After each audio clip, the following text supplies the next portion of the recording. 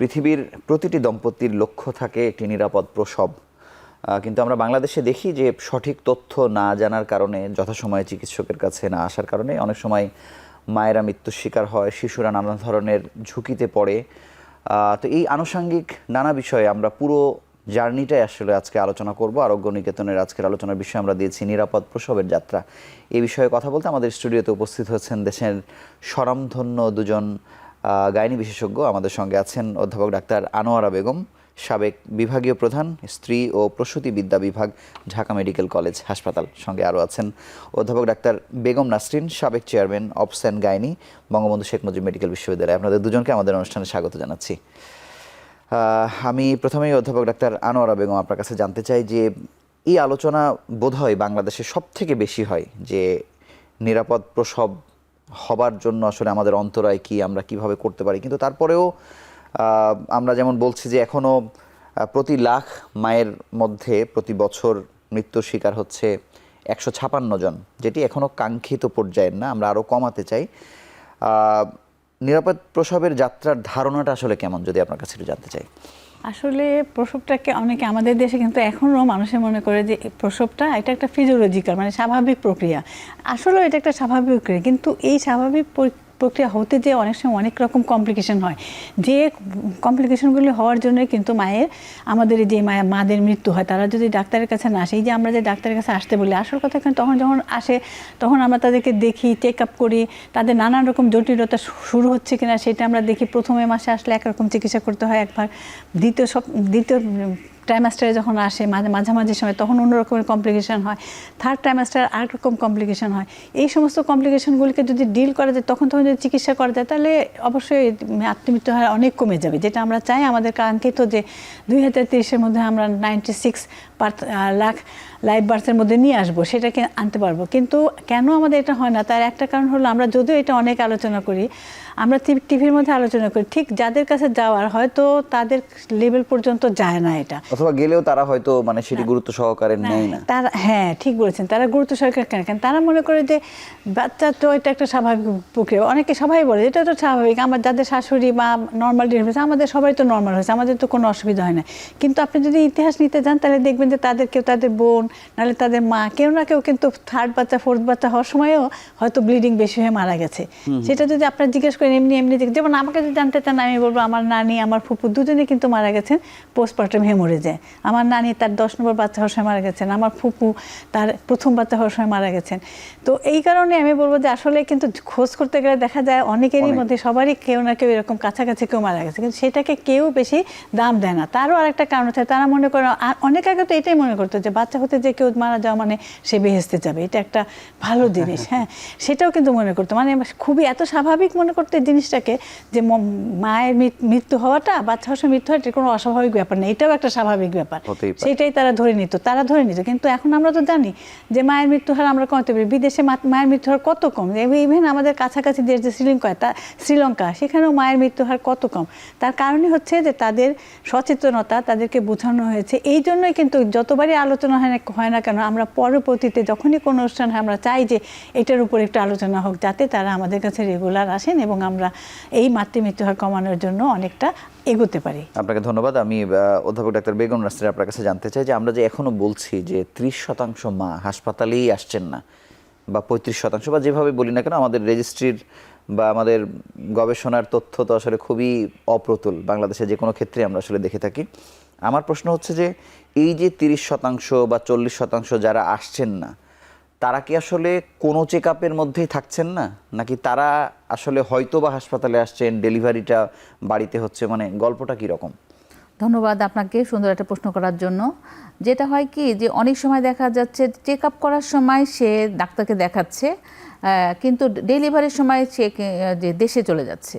তার যুক্তি হিসাবে সে বলে যে সে ঢাকায় থাকে বা যে কোনো শহরে থাকে, একা থাকে, তার কোনো সাপোর্টিং নাই, সে দেশে গেলে তার ফ্যামিলি মেম্বারদের সাথে থাকতে পারে।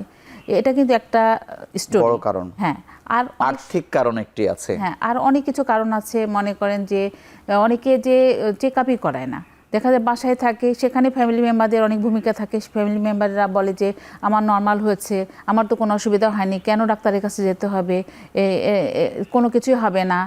মানে এখানে তো প্রত্যেকটি মা আসলে ইন্ডিভিজুয়াল। কিছু থাকে এরকম কারণ থাকে, কিছু আর্থিক সমস্যা থাকে যে সে তার আর্থিক কারণে সে ডাক্তারের কাছে যেতে পারে না। আর আমাদের দেশের মেয়েরা দেখবেন যে ফ্যামিলি মেম্বারের উপরে ডিপেন্ডেন্ট, তাই না? তাকে যদি প্রেগনেন্সি অবস্থায় সে আরও বেশি ডিপেন্ডেন্ট হয়ে যায়, এবং তাকে যদি কেউ সাথে করে না নিয়ে যায় তাহলে কিন্তু সে যেতে পারে না। অনেক সময় দেখা যায় অনেক শিক্ষিত মেয়েরা দেখবেন যে স্কুলে যাচ্ছে, নিজেরা সাইকেল চালায় স্কুলে যাচ্ছে, নিজে ইন্ডিভিজুয়াল স্কুলে যাচ্ছে, কিন্তু আমি মনে মনে অনেক সময় ভাবি যে সে স্কুলে যাচ্ছে কিন্তু সে চেক আপ করতে যেতে পারে না কেন? চেক আপ করাও তো সে একটা জায়গায় যাবে, একটা হেলথ কমপ্লেক্সে যাবে, কিন্তু তখন সে অনেকভাবে ইনফ্লুয়েসড হয়, যেমন ফ্যামিলি মেম্বার একটা বললাম, তারপর আর্থিক অবস্থা, এবং ওই সময় প্রেগনেন্সি অবস্থায় মানুষ কিন্তু একটা অসহায় মতো হয়ে যায়, তখন সে নিজে ডিসিশন নিতে পারে না। অনেক শিক্ষিত নারীরাও কিন্তু ওই সময় মানে হাল ছেড়ে দেয় যে না ছেড়ে আসলে যায়, হয়তো তাকে কেউ নিয়ে যাবে, কোথায় যাবে সেটা বুঝতে পারে না, কখন যাবে সেটা। এই জন্য সবচেয়ে বেশি দরকার সচেতনতা, এবং যেটা বললাম যে মেয়েদের শিক্ষাটাও একটা ইম্পর্টেন্ট। সে যদি শিক্ষিত হয় তাহলে সে নিজে ডিসিশন নিতে পারবে, তখন হয়তো অনেকের উপর ডিপেন্ডেন্ট না হয়ে সে নিজেও একটা মতামত দিতে পারে যে আমাকে ডাক্তারের কাছে নিয়ে যাও, বা আমাকে একটা চেক আপ দরকার, বা আমি ডেলিভারিটা হাসপাতালে করতে চাই। আপনাকে ধন্যবাদ অধ্যাপক ডাক্তার আনোয়ারা বেগম। আমরা অনেক রকম কথা শুনি, কেউ বলে চিকিৎসকের কাছে 12-13 বার যেতে হবে, WHO একরকম ব্যাখ্যা হয়তো দিচ্ছে, বাংলাদেশের গাইডলাইন হয়তো আরেক রকম, মানে কার ব্যাখ্যা কোনটা আইডিয়াল আসলে আমরা কিভাবে বুঝবো? আসলে এই চেক আপে তো আসা দরকারই, এটা তো জানার কথা দরকারি, এবং একবার আসলে হবে না। আমি বললাম না যে প্রথম দিকে হয়তো সে যদি সুস্থও থাকে পরবর্তীতে তার জটিলতা ডেভেলপ করতে পারে, এই জন্য কিছুদিন পরে পরে আসা উচিত।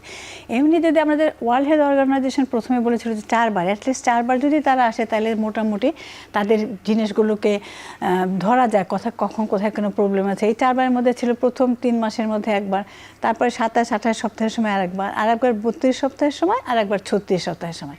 কিন্তু পরে এই ওয়ার্ল্ড হেলথ অর্গানাইজেশন দেখেছে যে এই 4 বার আসলেই হয় না, আরও বেশি আসার দরকার হয়, কেন এর মধ্যেও নানান রকম জটিলতা হতে পারে।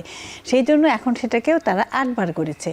আর আমরা কিন্তু যারা যে নর্মালি যারা আসতে পারে, যারা অ্যাফোর্ড করতে পারে, বা যারা হাসপাতালে আসে, তাদেরকে কিন্তু আমরা 4 বার বা 8 বার বলি না, আমাদের কিন্তু 13 বার, মানে প্রতি মাসে আসতে বলি, প্রথম 3 মাসে প্রতি মাসে একবার করে আসতে বলি।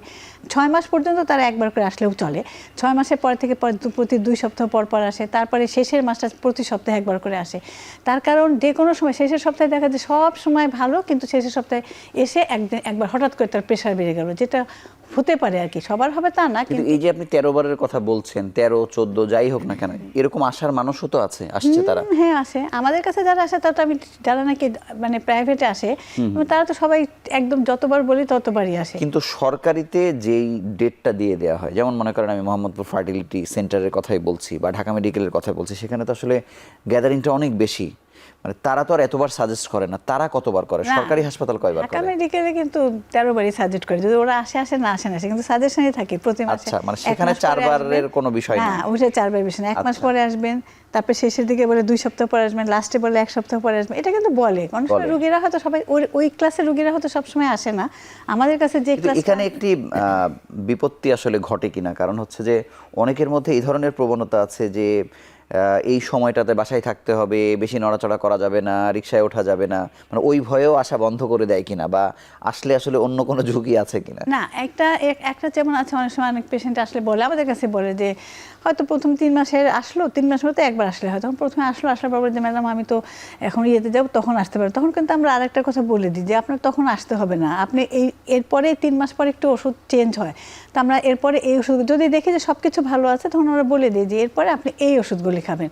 আর যদি সম্ভব হয় আপনার কাছে যে ওখানে যেখানেই যান সেখানে কাছে কারোর কাছে দেখাতে পারেন, তাহলে দেখাবেন। তার কারণ ওজন গেইন করলো কিনা, প্রেশার বাড়লো কিনা, ব্লাড সুগার বাড়লো কিনা, এগুলো কিন্তু যে কোনো সময় হয়, এবং আর্লি যদি আমরা ডিটেক্ট করে আর্লি চিকিৎসা করি তাহলে মায়ের অনেক বেশি সেফ হয়। আমরা ওইভাবেই অ্যাডভাইস করে দিই, সবসময় যাতে তাদের আসতেই হবে সেটা না।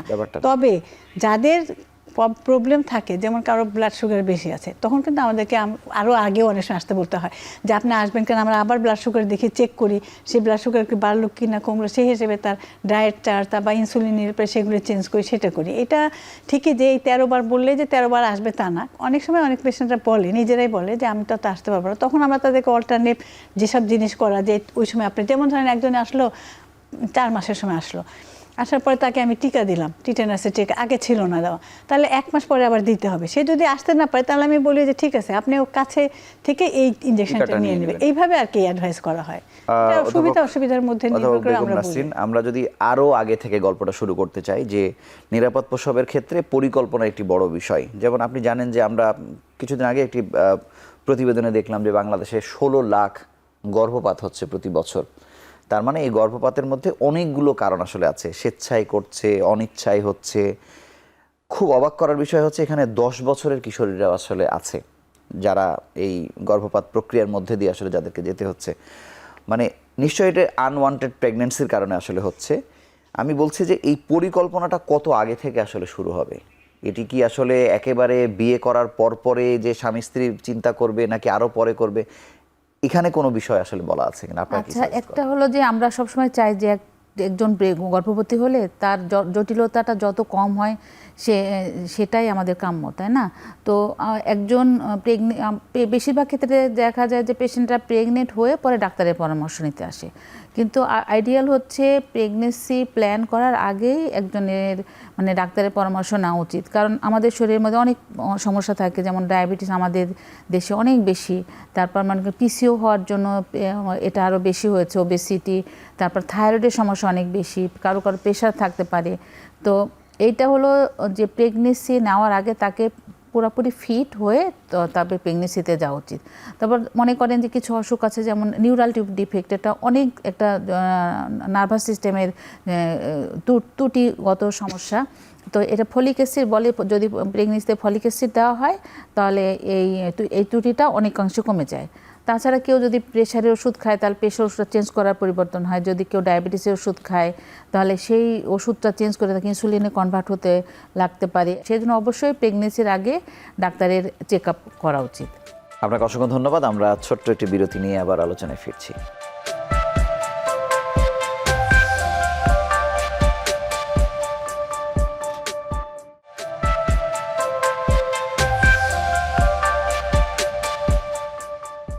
অধ্যাপক আনোয়ারা বেগম, আপনার কাছে জানতে চাই, যেটি আগে আসলে আমি তুলেছিলাম বিরতির আগে, গর্ভপাতের বিষয়টি। তার সঙ্গে আরও একটি বিষয় আপনার কাছে জানতে চাই, যে স্বেচ্ছায় যারা গর্ভপাত করছে, মানে এটির এমন কোনো ধকল আছে কিনা যেটি পরবর্তী প্রেগনেন্সিতে কোনো ধরনের বিরূপ প্রভাব ফেলতে পারে? বিয়ের পরেও অনেকে গর্ভ ধারণ করে যখন চলে আসে, কেউ হয়তো বিদেশে যাবে, বলে যে ম্যাডাম আমি তো বাইরে চলে যাবো, এখন হচ্ছে আমি গর্ভ করতে চাই সেটা। কিন্তু আসলে আমরা কেউই এটাকে এনকারেজ করি না, গর্ভপাত জিনিসটাকে আমরা করি না। হলে পরে তো একটা রাখাই উচিত। হ্যাঁ, কোনো সেরকম কোনো প্রবলেম হলে, বাচ্চার অ্যাবনর্মালিটি থাকলে সেটা অন্য কথা, আদারওয়াইজ আমরা কেউ কিন্তু এটাকে এনকারেজ করি না। সেই কারণে আমাদের যেটা, এইটাকে যদি আমরা কমাতে চাই তাহলে আমাদের আসলে এই সেক্স এডুকেশনটা অনেক আগে থেকেই দিতে হবে। যখন আমরা স্কুলে কিশোরী লেভেলে ওদেরও জানতে হবে যে জিনিসটা কি হলে গর্ভ হতে পারে, কি করলে গর্ভপাতটাকে মানে গর্ভধারণটাকে মানে না হয়, আমরা কিভাবে কি কন্ট্রাসেপটিভ ব্যবহার করতে পারি। মানে যদি এরকম সেরকম হয় তাহলে, এবং নিউলি ম্যারিড যারা, তারা যখন নাকি এসে প্রথম বাচ্চাটাই গর্ভপাত করতে চায়, তখন আমরা তাদেরকে বলি যে দেখেন, কারো কারো কিন্তু জীবনে একটাই বাচ্চা হয়, পরে আর নাও হতে পারে। আপনি এটা গর্ভপাত করলে পরবর্তীতে যদি আপনার বাচ্চা না হয়, এটা বিরাট একটা ওই দুঃখ আপনি আর কোনোদিনও ভুলতে পারবেন না। কাজে আমার মনে হয় যে যারা নাকি গর্ভপাত করতে চায় তাদের জানা উচিত যে প্রথম বাচ্চা করা উচিত না, এবং কি করলে এখন সে গর্ভধারণ করবে না সেই ব্যবস্থাটা নেওয়া।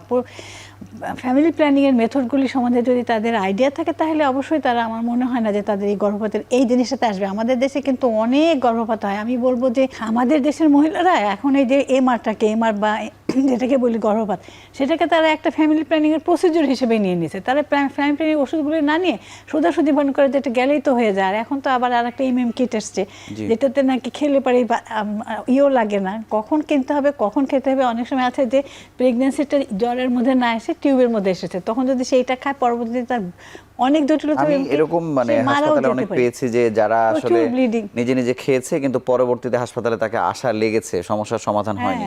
সমাধান হয়নি মানে কি, মেইনলি একটা হলো অনেক ব্লিডিং, প্রচুর ব্যথা এবং অনেক ব্লিডিং শুরু হয়ে যায়। তখন তারা কি করবে বুঝতে পারে না। প্রথমত তারা কাউকে জানাতে চায় না যে সেটা খেয়েছে, পরে যখন নাকি ব্লিডিং হতে হতে এত অবস্থা খারাপ হয়ে যায়, বাধ্য হয়ে তারা তখন আসে।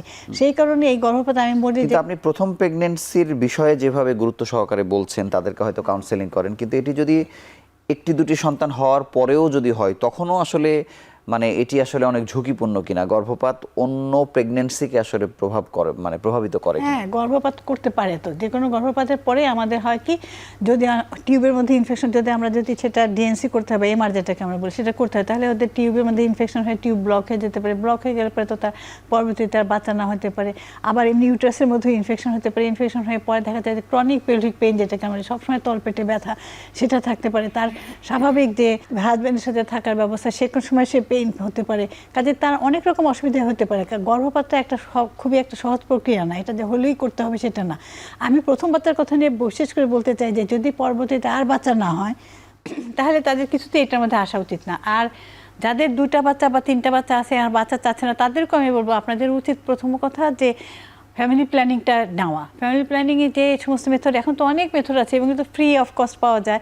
আর এমনি যদি কিনতেও হয়, এগুলো খুবই, আমাদের দেশে তো খুবই সস্তা, খুবই চিপ। কাজেই এই জিনিসটা ব্যবহার করলে এই গর্ভপাতটাকে আপনি যদি এড়ানো পাঠ্য যায়। বইয়ের কথা বলছিলেন, এখন পর্যন্ত কতটুকু আছে এই বিষয়ে সেক্স এডুকেশনের ক্ষেত্রে?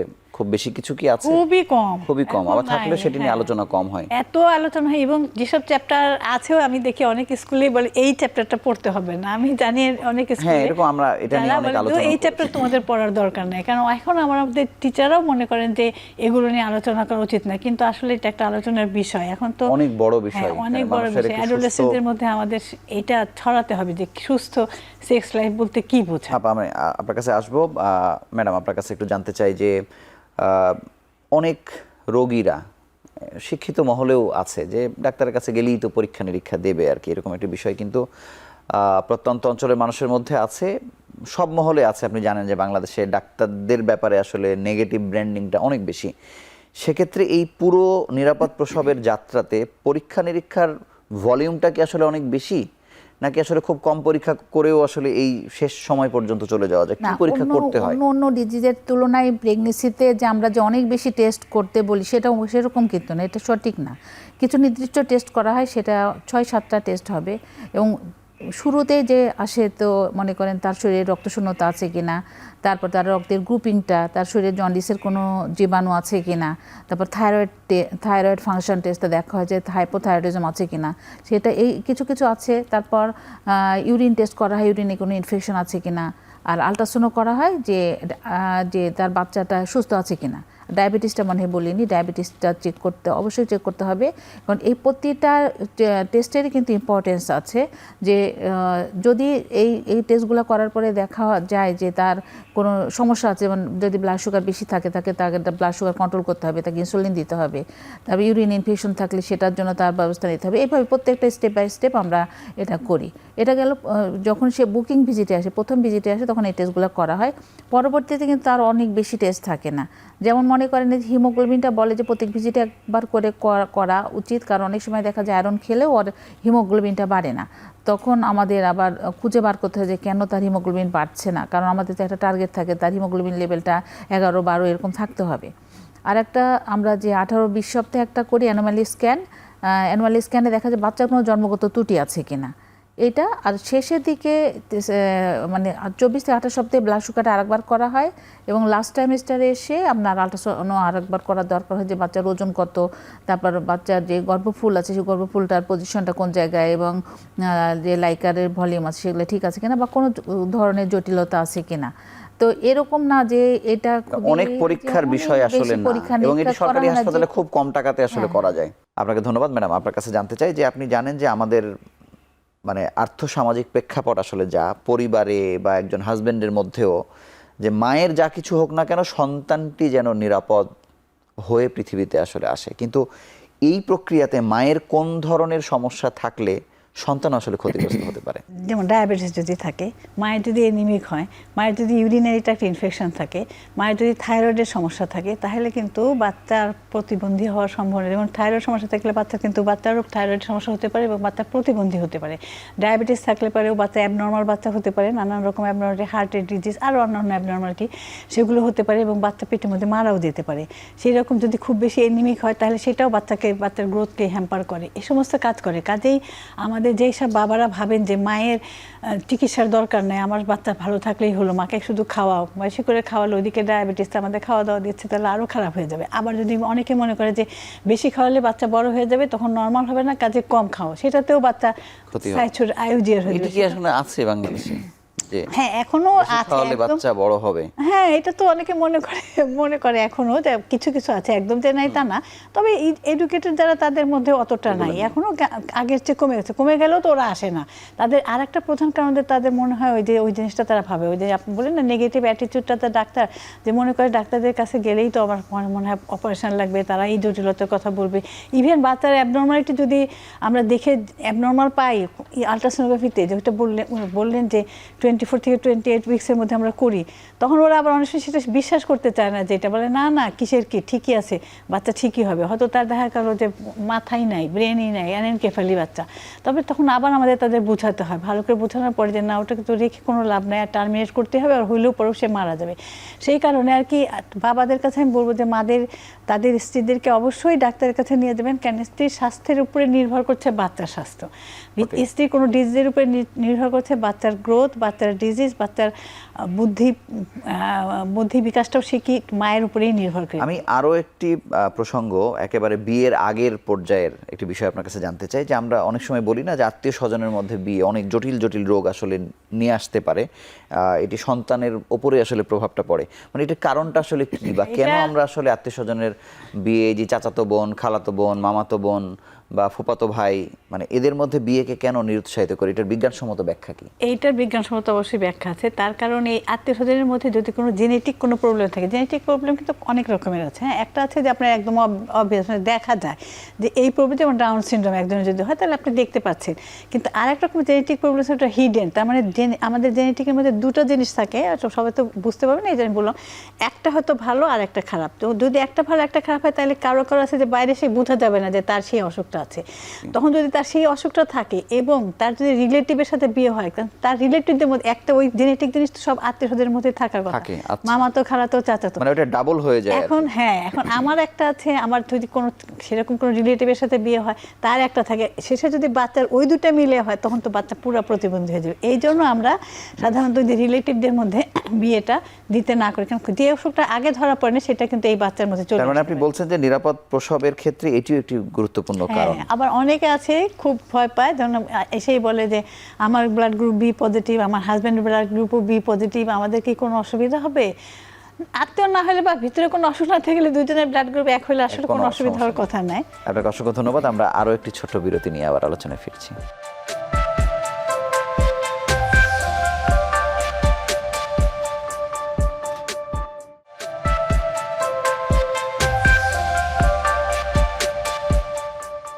অধ্যাপক বেগম নাসরিন, আপনার কাছে জানতে চাই যে পরীক্ষা নিরীক্ষার কথা আপনি বলছিলেন, ওষুধের বিষয়টি কত গুরুত্বপূর্ণ এই পুরো প্রক্রিয়াতে?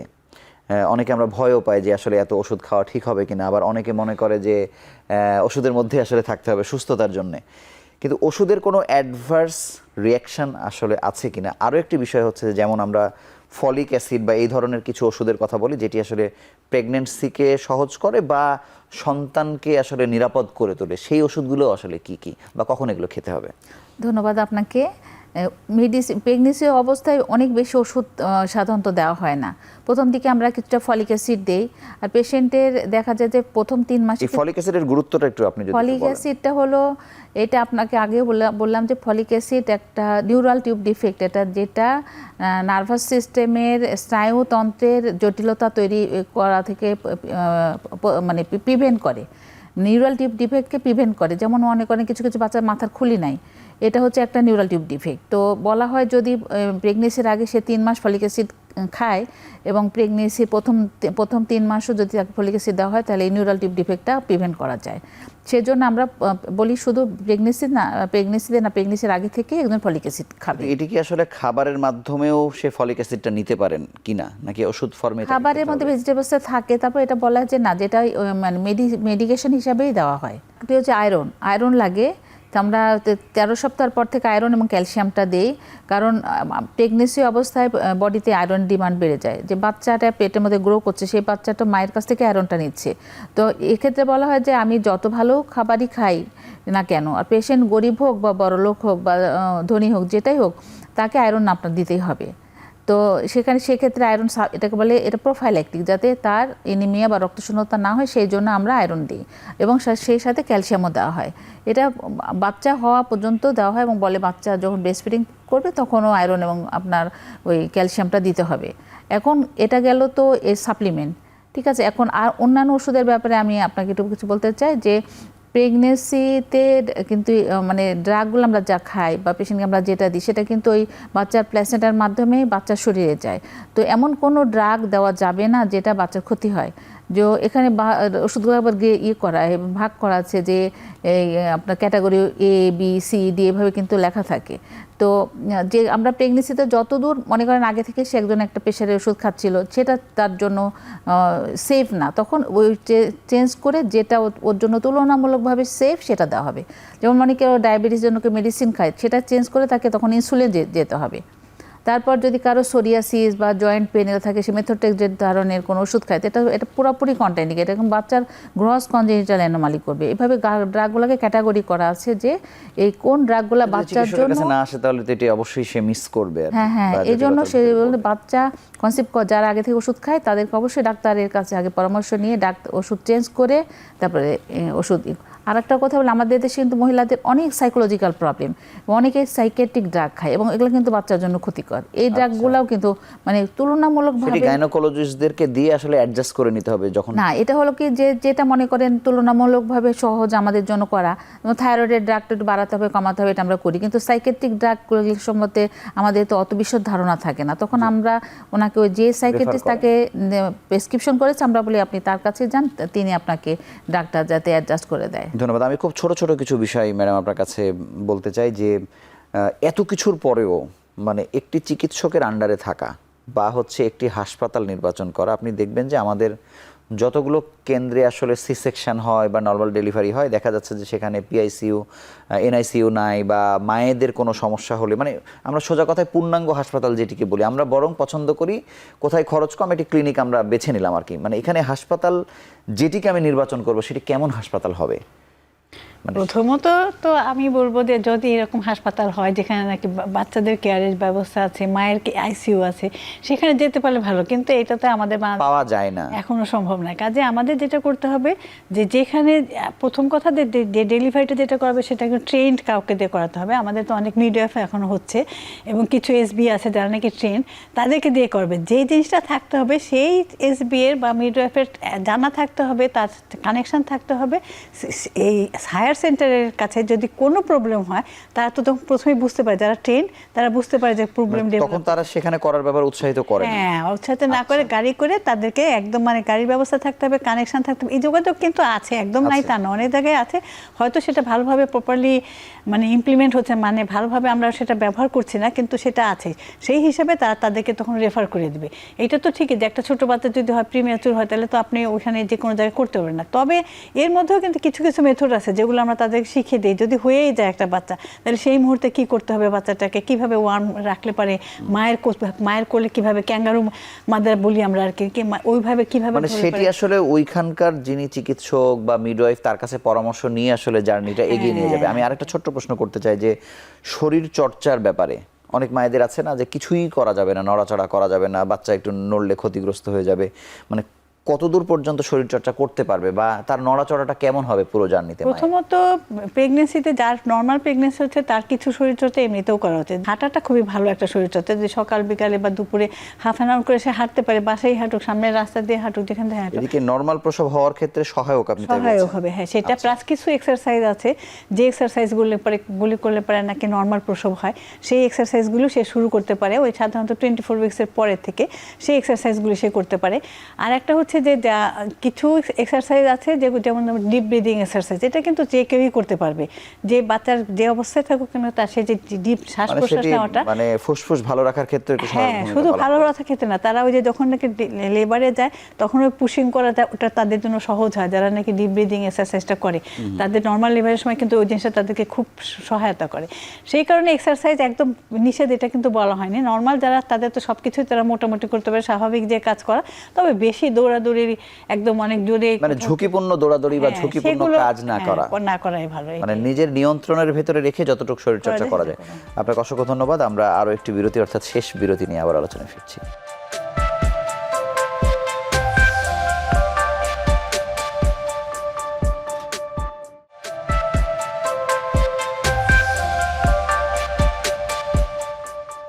অধ্যাপক বেগম নাসরিন, আপনার কাছে জানবো যে চিকিৎসকের সঙ্গে যোগাযোগ হচ্ছে, হাসপাতালে বিভিন্ন টাইম স্টারে চেক আপ হচ্ছে, সব কিছু ঠিক আছে, হঠাৎ করে লাস্টে গিয়ে দেখা যায় যে নাড়ি পেঁচিয়ে যাওয়ার যে কথা আমরা শুনি, মানে এটিতে অনেক সময় চিকিৎসকের ওপরে আসলে অনেক সময় দায় দেওয়ার চেষ্টা করে যে না কেন আসলে আমাকে জোরপূর্বক সি সেকশন করা হলো, কিন্তু কারণগুলো তো আসলে আপনারা জানেন, বাচ্চা উল্টো থাকা বা যে ব্যাখ্যাগুলো আসলে আপনারা দিয়ে থাকেন, মানে হঠাৎ করে শেষের দিকে এই ঘটনাগুলো কেন ঘটে, এটার আসলে কারণগুলো কি আপনি একটু বলতে পারেন? হ্যাঁ, এখন ইদানিং এটা দেখি প্রায় আল্ট্রাসাউন্ড করে সে পেশেন্ট খুবই মানে টেনশন করে, বলে যে আমার বাচ্চার গলায় নাড়ি পেঁচে আছে। এটা কিন্তু আল্ট্রাসোনোগ্রামের পরেও কিন্তু অনেকে বলে যে ঠিক আছে এখন মানে একমাত্রই পথ হচ্ছে সি সেকশন করতে না, হবে। এটা কিন্তু ঠিক না। যে অনেক সময় কিন্তু কর্ডের মধ্যে গিট লেগে যায়, সেইটা ডেলিভারি হতে যে গিটটা টাইট হয়ে যায় তখন বাচ্চা মারা যায়, কিন্তু গলায় নাভি পেঁচানো একটা দুইটা যেটা ও বলতে চাচ্ছে যেটা সেটা কিন্তু সেটার জন্য কিন্তু বাচ্চার কোনো ক্ষতি হয় না। কিন্তু আমরা এরকম অনেক ক্ষেত্রে শুনেছি, মানে আমরা যারা সাধারণ বা আমরা যখন সন্তান প্রসবের জন্য শেষ সময়ে গিয়ে যাই, মানে এই বাধ্যতামূলক সিজারিয়ানের গল্প হিসেবে বা তথ্য হিসেবে এরকম একটি কথা আসে যে বাচ্চার গলাতে মায়ের নাড়ি পেঁচিয়ে গেছে, মানে এটির কোনো ব্যাখ্যা আছে না, বাচ্চার নাড়িটাই বাচ্চার গলাতে পেঁচানো থাকে, কিন্তু সেই গলাতে পেঁচানো থাকলে এটারও আছে, গলাতে পেঁচানো থাকলেই যে তার সিজার লাগবে তা কিন্তু ব্যাপারটা তা হ্যাঁ, গলাতে পেঁচানো থাকলে লুজ থাকে, অনেক সময় লুজ থাকে, নর্মাল ডেলিভারি হয়, আমরা তখন আগে গলার অনেক সময় আছে যে বের করার সময়, হ্যাঁ বের করার সময় এটা টাইট হয়ে যায়, টাইট হয়ে যেও এটা ঠিকই, এটা একটা কমপ্লিকেশন আছে, টাইট হয়ে যেও কিন্তু বাচ্চা মারা যেতে পারে, তখন কিন্তু আমরা যেই মাথাটা বের হওয়ার সঙ্গে সঙ্গে আগে বাচ্চা বের হওয়ার আগে নাভিটা কেটে দিই, কেটে দুই ভাগ করে তারপরে নিয়ে আসি যাতে ওটা টাইট প্যাচটা না লাগে, মানে যেটি বাড়িতে করতে গেলে বিপত্তিটা হ্যাঁ, ঘটে বিপদ। যায়। কিন্তু এই গলায় পেঁচানো থাকলেই সিজার লাগবে সেটাও আবার ঠিক না, থাকলে ওর মধ্যে বাচ্চাতে পারে, কিন্তু গলায় পেঁচানো অনেক সময় 3-4 বার থাকে, তখন আবার টাইট হয়ে লাগা থাকে, তখন কিন্তু যেই লেবার পেন শুরু হয় আর বাচ্চা নিচের দিকে আসতে যায় তখন ওই নাভিটার মধ্যে টান পড়ে বাচ্চা খারাপ হয়ে যায়, তো তখন কিন্তু অবশ্যই সিজার দরকার। সেটার কারণে সেটা আমরা কি করি, তো আমরা তো যাতে আমাদের তো এমন সুবিধা আছে, আমরা তো সিটিজি করি, সিটিজিতে দেখা যায় যে বাচ্চা সিটিজি খারাপ হয়ে যাচ্ছে, যেই নাকি ব্যথা হয় তখন সিটিজিতে একদম ড্রপ করে যায়, তখন আমরা বুঝি যে এই নাভি যেটা পেঁচানো আছে সেটা তার জন্য খারাপ হচ্ছে। তো কিন্তু আসলে নাভি পেঁচানোর জন্য যদি কোনো ডাক্তার বলে যে নাভি পেঁচিয়ে গেছে, সেই পেঁচানো ছিল তার জন্য সেটা কিন্তু দরকারও আছে, কিন্তু 100% কেসেই যেটা লাগবে। আমাদের কাছে এই ধরনের মেসেজ বা আমরা কিন্তু এই তথ্যগুলো পাই আর কি, হয়তো বোঝানো বলা হয় না, এটা সবসময় পেশেন্টরা এজিটেশন করে, কিন্তু ডাক্তারের এটা করার কথা না। নাড়ি পেঁচানো থাকলেই সিজার করতে হবে এরকম মানে নাই না। আরেকটা আছে যেমন ধরেন নাড়ি পেঁচানো নাই কিন্তু সবকিছু ভালো আছে, ডেলিভারি করতে যে হঠাৎ দেখা গেলো নাড়িটা আগে বের হয়ে আসছে, তখনও কিন্তু আগে মানে লম্বা, বিশেষ করে যাদের লম্বা নাড়ি থাকে তখনও কিন্তু বাচ্চা মারা যেতে পারে। কাজে এইগুলো জিনিস নারীর একটা প্রবলেম আছে, সব সময় না। আপনার কাছে অন্য বিষয়ে একটু জানতে চাইবো যে আগে আমরা ওষুধের রোল নিয়ে আসলে কথা বলেছি, কিন্তু আরো কি কোনো সেফ কোনো ড্রাগ বা কোনো কিছু কি আছে মানে আমাদের এই পুরো যাত্রাটাকে আর একটু সহজ করতে পারে? হ্যাঁ, এখন কিন্তু বাংলাদেশে একটা ড্রাগ এসেছে যেটা নাকি ইউনিসেফের সাথে ওদের সাথে মিলে রিসার্চ করার পরে দেখা গেছে যে এই ড্রাগটা খুব ভালো, সেটার নাম হচ্ছে ফুল কেয়ার। ফুল কেয়ার বলতে এমন একটা ড্রাগ যেটার মধ্যে অনেকগুলো মাল্টিনিউট্রিয়েন্টস, 13টা মাল্টিনিউট্রিয়েন্টস আছে, যার মধ্যে ওই যে জিঙ্ক আছে, তারপরে ফলিক অ্যাসিড আছে, এই সমস্ত কিছু মিলিয়ে এটা একটা করে ট্যাবলেট যদি খায়, যখনই প্রেগনেন্সি সে জানবে তখনই সে এটা সেফ হতে টেস্ট করা হয়েছে, তখন থেকে সে শুরু করবে 6 মাস খেলে হবে, তার পুরো প্রেগনেন্সিও খেতে হবে না, 6 মাস খেতে হবে। তবে এটার সাথে কিন্তু 3 মাস পরে গেলে একটু ক্যালসিয়ামটা আর আয়রনটা অ্যাড করতে হয়, কেন ওই দুটা অতটা বেশি নাই। তবে এই ফুল কেয়ারটাও খুবই একটা ভালো ড্রাগ, এটা এখন খুবই আমাদের এখানে তৈরি হচ্ছে। এবং কতদিন আগে এসছে এখানে বাংলাদেশে? এটা মানে বাংলাদেশে বেশ কিছুদিন ধরে চলতেছে, ধরেন বছর 2-3 হবে হয়তো, আমি এক্সাক্ট টাইমটা বলতে পারবো না, এখনো সব জায়গায় চালু হয়নি, কিন্তু গভর্নমেন্ট সেক্টরে এটা সাপ্লাই দেওয়া হয়, ওটা অলরেডি সাপ্লাই চলে গেছে, কাজে তারা দিচ্ছে এটা। এবং এটা এটা খাওয়াটা ভালো। এটা যদি কেউ খায় খুবই সেফ ড্রাগ এবং অনেকগুলো কমপ্লিকেশন থেকে আসলে অনেক বাঁচা। কমপ্লিকেশন থেকে বাঁচানো যায় এটা। ধন্যবাদ। আমি একেবারে শেষ প্রশ্ন হিসেবে ম্যাডাম আপনার কাছে জানতে চাই যে তাহলে পুরো জার্নিতে আসলে একেবারে মোটা দাগে কোন বিষয়গুলো আমাদেরকে আসলে খেয়াল রাখতেই হবে সেটা যদি একটু সাম আপ করে দেন। ধন্যবাদ। তো এটা আমি বলতে চাচ্ছি যে যে কোনো মহিলা প্রেগনেন্সি প্ল্যান করার আগেই সে ডাক্তারের পরামর্শ নেবে এবং সে শারীরিকভাবে সুস্থ আছে কি না, তার প্রেগনেন্সি জার্নিটা সেফ হবে কিনা সে আগে চেক করবে।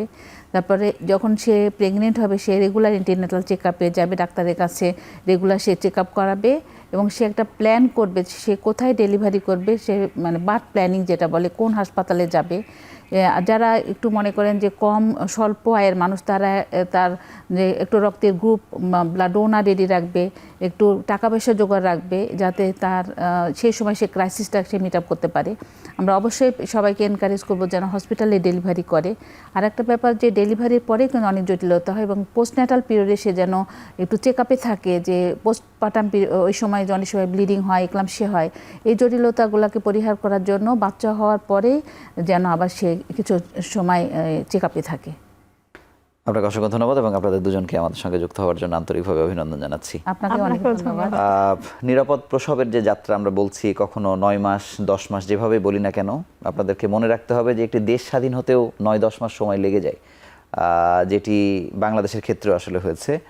এই পুরো জার্নিতে আমরা যত বিষয়ে কথা বললাম, মানে এটি এত সহজ নয় যে আমি হঠাৎ করে কেউ গর্ভবতী হয়ে গেল সব কিছুই নিরাপদ হবে, ব্যাপারটি এমন নয়। অবশ্যই আপনাকে হাসপাতালে আসতে হবে, চিকিৎসকের সঙ্গে কথা বলতে হবে। এখন মানুষের দোরগোড়ায় কিন্তু অন্তত অন্য কোনো সেবা পৌঁছে না গেলেও কিন্তু মাতৃত্বের এই সেবাগুলো পৌঁছে গেছে। আপনি আসুন, দেখুন, কথা বলুন এবং আপনার জন্য প্রত্যেকটি মায়ের জন্য আসলে গল্প আলাদা। তো আপনি যদি নিজের বিষয়গুলো যদি আসলে খুব খোলামেলাভাবে শেয়ার করেন, অন্তত নিরাপদ সন্তানের ক্ষেত্রে এবং মায়ের ঝুঁকিহীন থাকার ক্ষেত্রে এগুলো আসলে গুরুত্বপূর্ণ ভূমিকা পালন করে। তো আমাদের প্রত্যাশা হচ্ছে কোনো শিশুই যেন ক্ষতিগ্রস্ত না হয়, নিরাপদে পৃথিবীতে আসে এবং মায়েরাও যেন ঝুঁকিহীন থাকে। এই প্রত্যাশায় আজকের মতো বিদায় নিচ্ছি। ভালো থাকুন, সুস্থ থাকুন।